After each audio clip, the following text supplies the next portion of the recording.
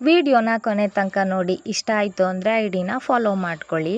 ಅಪ್ಪ ಸಂತೆಗೆ ಹೋಗ್ತಾರೆ ಅಂತ ಗೊತ್ತಾಗಿದ್ದ ತಕ್ಷಣ ನನ್ನಿಬ್ಬರು ಮಕ್ಕಳು ಬೈಕ್ ಹತ್ತಿ ಸಂತೆಗೆ ರೈಟ್ ಅಂದರು. ಅವ್ರಿಗೇನೇನೋ ಶಾಪಿಂಗ್ ಮಾಡಬೇಕಿತ್ತಂತೆ, ಹಾಗಾಗಿ ಅಪ್ಪನ ಜೊತೆ ಅಪರೂಪಕ್ಕೆ ಹೋಗಿದ್ದಾರೆ.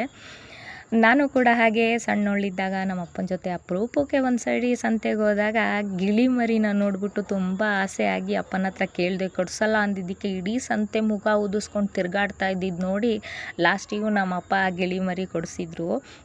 ಆ ನೆನಪು ಮತ್ತೆ ಬಂತು. ಹಾಗೆ ಸಂತೆ ಎಲ್ಲ ಮುಗಿಸ್ಕೊಂಡು ಮನೆಗೆ ಬಂದ ತಕ್ಷಣವೇ ತುಂಬ ಖುಷಿಯಾಗಿ ನನಗೆ ಎಲ್ಲನೂ ತೋರಿಸ್ತಾ ಇದ್ರು. ಕಾಲು ಚೈನು ಅಂದರೆ ಯಾವ ಹೆಣ್ಮಕ್ಳಿಗೆ ಇಷ್ಟ ಆಗಲ್ಲ. ಹಾಗೆ ನನ್ನ ಮಕ್ಕಳು ಕೂಡ 2 ಕಾಲು ಚೈನ್ ತೊಗೊಬಂದಿದ್ರು. ಹಾಗೆ ಗೋಲ್ಕ ಡಬ್ಬಿ ಕೂಡ ತೊಗೊಬಂದಿದ್ರು.